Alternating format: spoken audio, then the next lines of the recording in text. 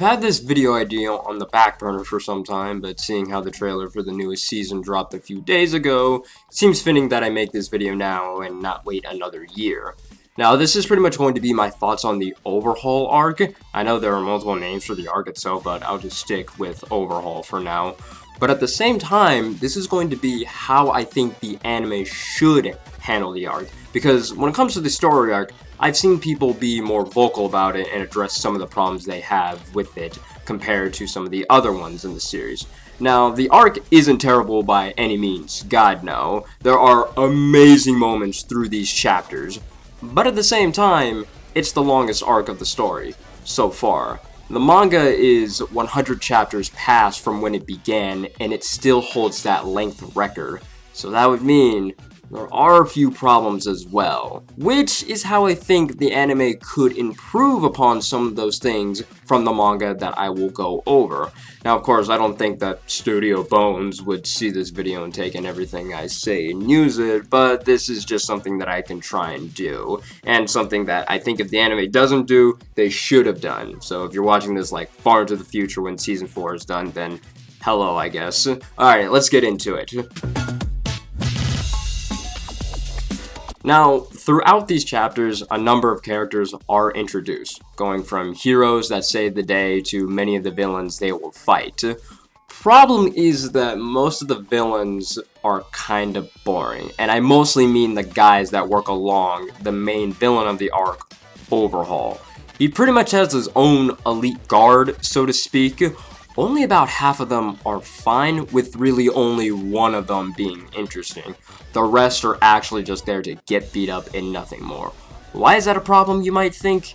Because at least in the story, the heroes make them to be a big deal, but most of them have no flavor besides just being a big punching bag and nothing more. Like hell, we don't even know much about Overhaul's right-hand man, Chrono. So I think the anime could do well with having some info about them and maybe a few more scenes to build them up than what the chapters did.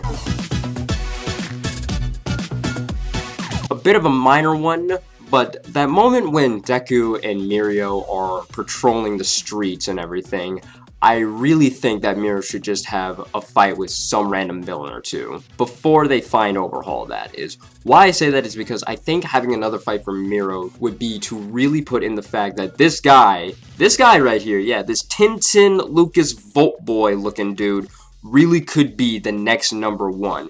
And it would be really cool just to see him, you know, go for another record of just beating up villains before anyone can blink. It's like, wow, this guy, he really knows what he's doing. Watch this! An ultimate move!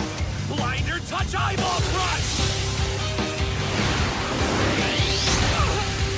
I've discovered that most people try to launch a counterattack just like you did. So naturally, I've trained to work around such moves. Nice try, though.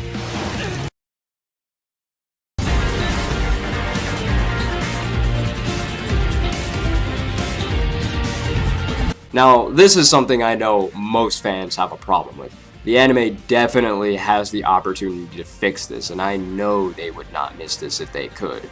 Just a few characters from Class A get the focus here within the arc, with also having the big three being center stage.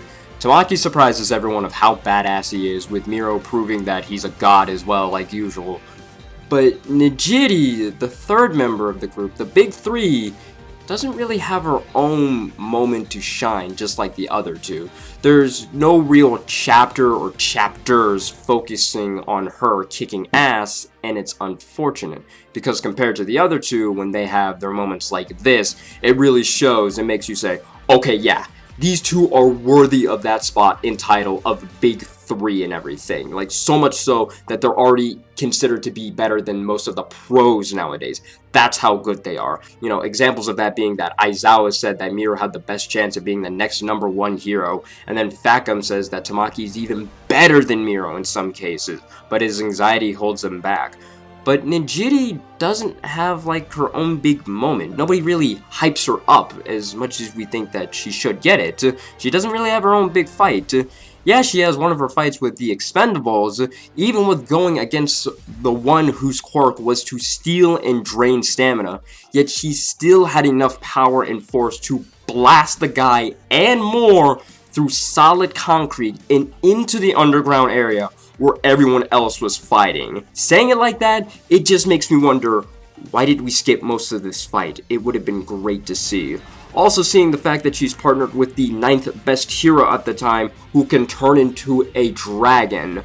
So hopefully, very hopefully, Nijiri will just get a full episode of being awesome and we can see more of that fight because it's really well deserved.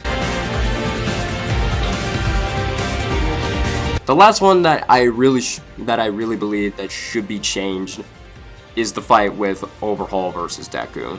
At least the climax of it. It was honestly very disappointing. Like, you think that the fight is going to be big and bombastic, but Deku's just like, and that's pretty much the end of the arc. I know you could say that Overhaul was more of Miro's enemy, and yeah, that's believable and everything. I can buy into that. But you know, seeing the main character literally crashing in to save the day with a pretty good fight that was going on pretty well so far, just to abruptly end just because he got a lowly backpack. It was just really weird. The only saving sweet grace of that was, you know, Shigaraki just kind of comes in the last couple of chapters and steals the show. And that was about it. But, you know, the main character fighting the main guy here that he really wanted to go after and save that little girl and everything, it's just like, well, we gotta wrap this up. So, time to get him to 100% and just knock Overhaul out within, like, Street Fighter combos. It was a kind of a head scratcher for me. So, I really hope within the anime that they kind of extend the fight a little bit.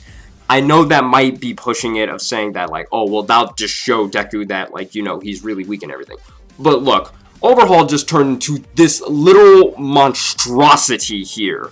And, like, we're just not going to do anything with that, and he just gets knocked out within just a couple of hits?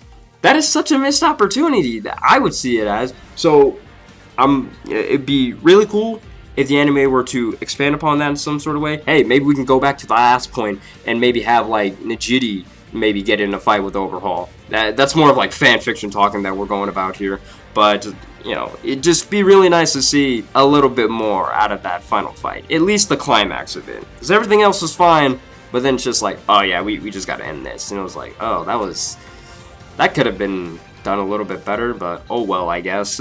So, yeah, that's just, you know, my thoughts on the Overhaul arc of some things that I think could be changed.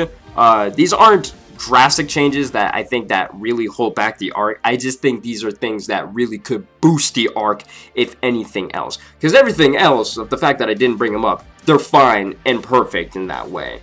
So, yeah. Let me know what you guys think in the comments below. Have any questions, comments, or concerns, or any other discussion topics you guys want me to talk about? I'll try to answer them the best I can. You know what to do with all the links that I provide. Have fun clicking all those social media sites. Thank you for watching. That's greatly appreciated, of course. Have a great day, have a great night, and everything else, you know what to do.